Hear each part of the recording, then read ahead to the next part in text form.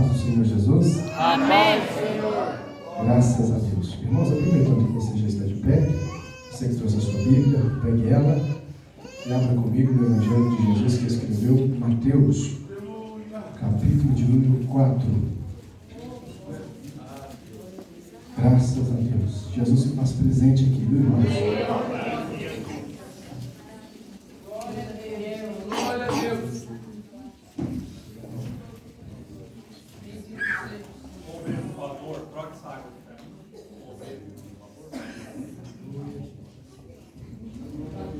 Graças a Deus. O Evangelho de Jesus, que escreveu Mateus, capítulo de número 4. Você que encontrou, diga amém. Amém. Nós vamos ler o versículo de número 10, que diz assim: Então disse-lhe Jesus: Vai-te, Satanás, porque está escrito: Ao Senhor teu Deus adorarás, somente a Ele servirás. Então o diabo o deixou, e eis que chegaram anjos e o serviram. Eu quero ler novamente versículo 10 e 11, que diz: Então disse-lhe Jesus: Vai-te, Satanás. Quantos podem adorar a Deus por essa palavra? Pode se assentar, irmãos, glorificando a Jesus, porque Ele se faz presente aqui. Aleluia! Glória a Deus! Graças a Deus. Meus irmãos, quantos aqui estão felizes com Jesus? Amém. Louvado seja Deus por isso. Irmãos, eu sempre tenho dito, a alguns lugares onde Deus tem nos levado, acerca da alegria no culto. Aleluia! Tá? Eu sempre tenho dito que a alegria é muito importante no culto. E não é só no congresso não. A alegria no culto, ela é muito importante na adoração, na oferta, em todas as áreas do culto. A Bíblia nos diz que Deus ama aquele que dá com alegria. Aquele que dá com alegria a sua oferta, aquele que dá com alegria o seu glória a Deus, aquele que dá com alegria o seu aleluia, aquele que adora Deus com alegria. Tá? Então, se eu posso e devo te dar um conselho nesta noite, coloque alegria no seu culto. Aleluia! Eu tenho certeza que Deus vai converter a sua alegria em milagre. Eu estou feliz também, quero aqui louvar a Deus por essa rica oportunidade. Quero agradecer aqui a Jane. Deus abençoe por ter entrado em contato conosco. Muito bom poder estar aqui. Pastor, Deus abençoe o senhor. Também é um prazer poder estar aqui, conhecendo o senhor. Prazer muito grande poder conhecer alguns obreiros, alguns amigos que já estão aqui. Que Deus continue abençoando o senhor, a família. Tá? Que Deus possa continuar com as mãos estendidas sobre o ministério, a igreja e todos esses departamentos daqui. Amém? Vocês acreditam em palavra profética, irmãos? Amém. Isso aqui não é brinquedo não, vocês acreditam mesmo? Amém. Então que Deus, em nome de Jesus, possa abençoar todos vocês, que Deus possa alcançar as suas famílias, Amém. seus casamentos, em nome de Jesus. Você acredita? Toma posse dessa palavra. Glória a Deus! Graças a Deus. Meus irmãos, conforme Deus for me usando aqui na palavra, deixa Deus te usar aí no aleluia, no glória a Deus. No final do culto, todo mundo vai ser usado, eu creio. O culto ele é dividido em duas vertentes, pastor Edinão. Duas vertentes. A primeira é uma vertente horizontal. Esse é o culto coletivo, onde a igreja presta um culto a Deus. Esse culto é onde Deus recebe o culto do departamento. Esse culto é onde Deus recebe o culto do conjunto. Esse culto é a igreja, no coletivo, prestando adoração a Deus. Só que esse culto, ele pode ter algumas falhas no microfone, na voz, pode ter algumas falhas nos instrumentos, alguém pode desafinar, o pregador pode errar. Esse culto é normal, porque ele é coletivo. Só que a segunda vertente do culto se chama culto da vertical. Aleluia! Esse culto não é mais a igreja prestando um culto a Deus. Esse culto é o indivíduo prestando um culto a Deus.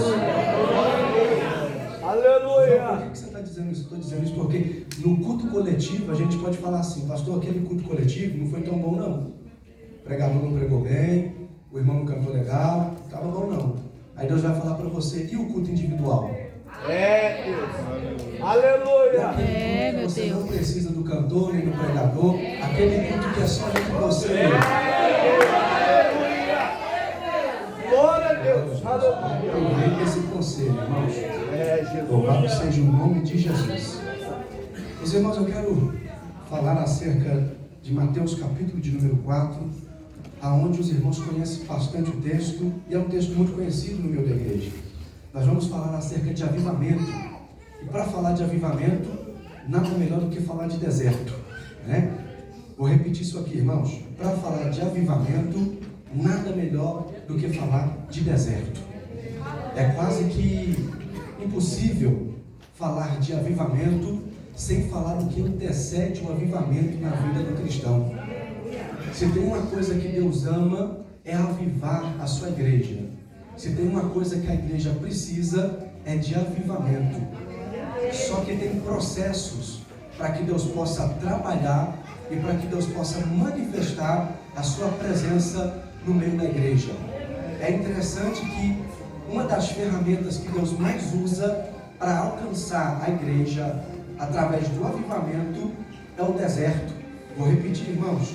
Uma das ferramentas que Deus mais usa, uma das ferramentas, pastor Luiz Daniel, que Deus mais trabalha é o deserto.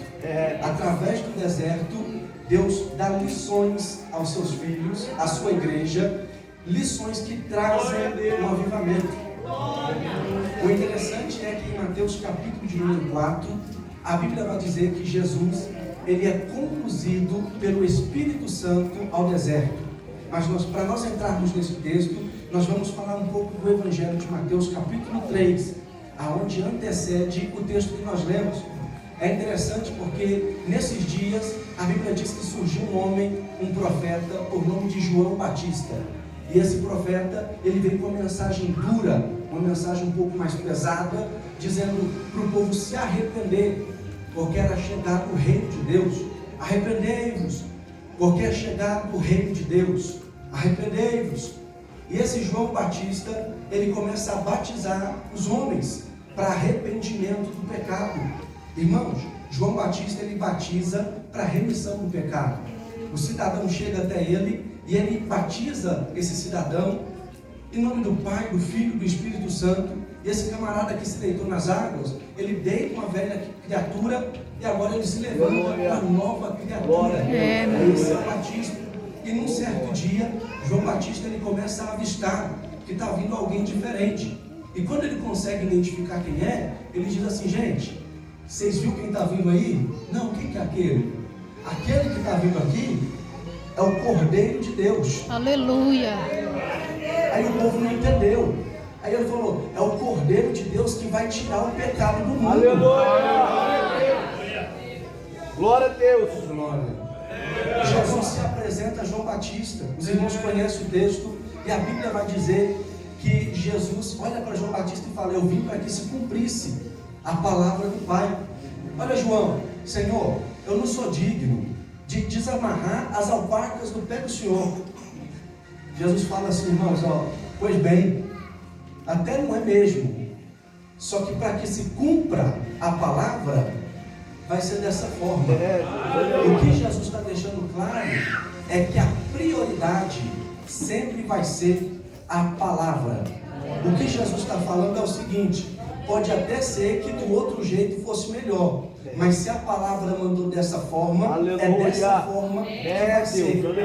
Jesus está dizendo que a prioridade ainda é obedecer a palavra. A prioridade ainda é ficar dentro da palavra de Deus. Agora vamos comigo, irmãos. Monta o cenário aí para você entender a mensagem. Jesus, ele é batizado nas águas. Mas se Jesus não tem pecado, por que ele está se batizando? Para que se cumprisse a palavra. Porque Jesus preza pelo cumprimento da palavra. Aleluia. Glória a Deus. A Bíblia diz que Jesus, quando se levanta das águas, o Espírito Santo, em forma de pomba, repousa sobre ele. Agora, preste atenção nisso aqui. Jesus, ele se batiza em águas, recebe o Espírito Santo, e como já se não bastasse, agora o céu se rasga, pastor Simão. E Deus fala lá de cima: este é o meu filho amado. Aleluia. A quem eu tenho prazer nele. Aleluia. Olha a sequência, irmãos. Jesus se batiza, Jesus recebe o Espírito e Jesus ouve a voz de Deus. Aleluia. Jesus está tão cheio, mas está tão cheio, que ele está pronto para ir para o deserto. Aleluia. É Deus, Vou falar de aleluia. novo. Oh, Jesus está tão cheio, mas está tão Aleluia. cheio, tão preparado, que ele Glória está a Deus. pronto para enfrentar o deserto. Aleluia. Glória a Deus, aleluia. A gente acha que quando Deus nos dá um avivamento, é para Ele nos mandar para um lugar bom. A gente acha que Deus desce num culto como esse, enche a igreja, dá língua estranha para todo mundo, para a gente sair daqui para a bonança, para a prosperidade. Mas na Bíblia eu estou vendo Deus encher Jesus tanto, mais tanto, e dizer, agora você está pronto para vencer o deserto. É Jesus, aleluia. Glória a Hoje Deus. eu não estou entendendo, me explica. Eu estou dizendo que o avivamento que vai descer aqui hoje é tão grande, vai te encher tanto, que nenhum deserto lá fora vai ser capaz de te matar.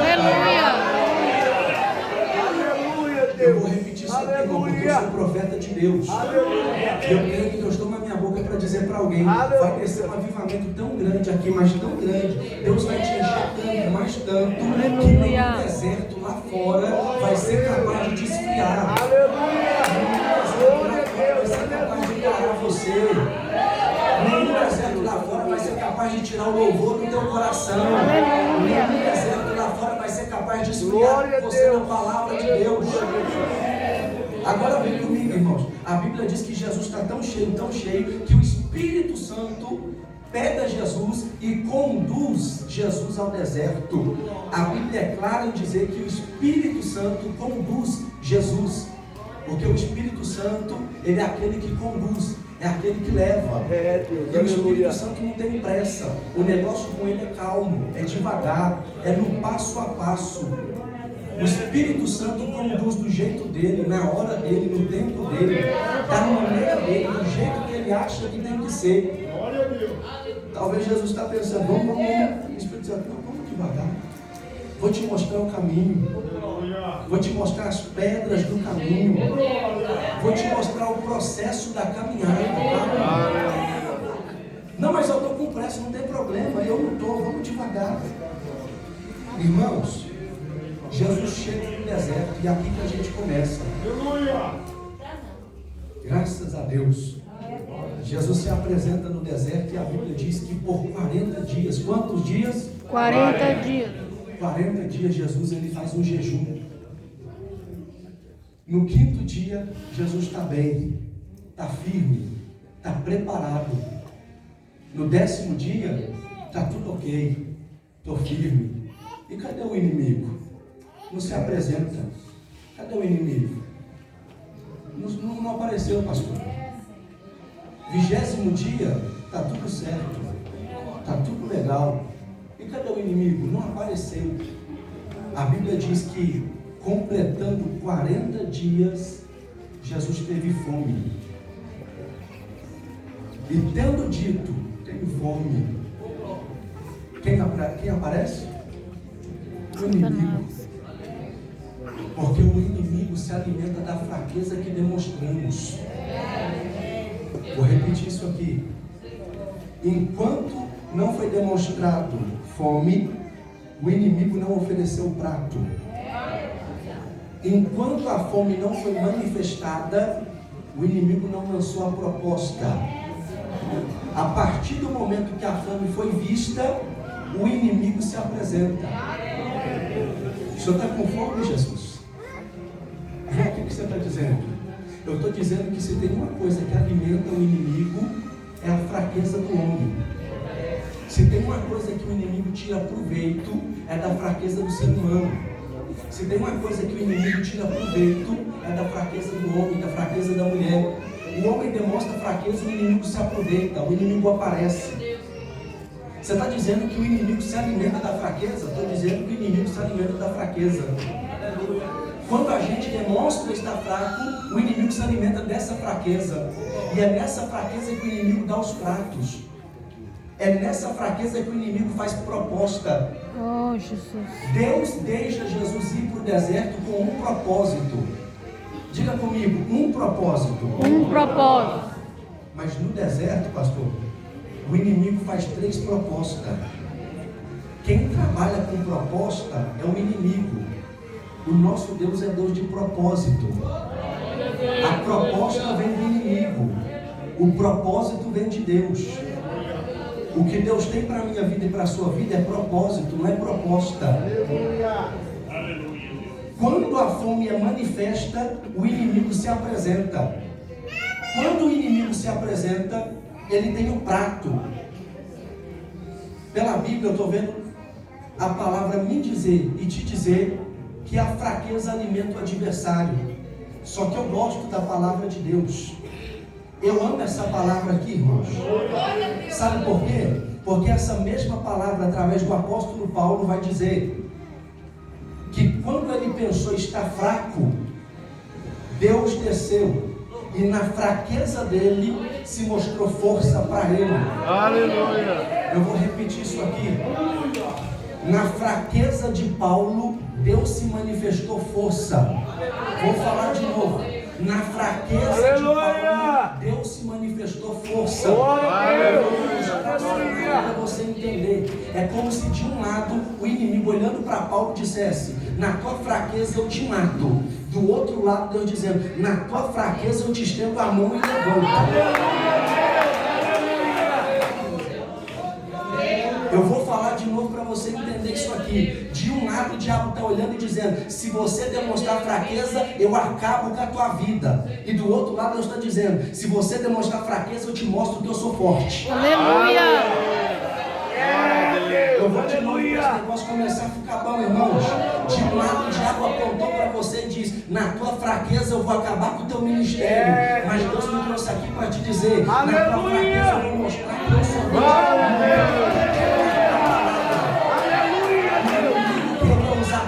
Para matar tua família, mas Deus está tomando a minha boca e dizendo para alguém: na tua fraqueza eu vou se mostrar força no meio da tua casa. Quer usar a tua fraqueza para envergonhar a tua casa e teu ministério, mas Deus está dizendo para alguém: se de um lado o inimigo usa a tua fraqueza para matar, eu uso a mesma fraqueza para honrar, para dar força, para levantar. Aleluia! Glória a Deus, aleluia! A fraqueza que o inimigo usa para matar, Deus usa para dar vida. É Deus.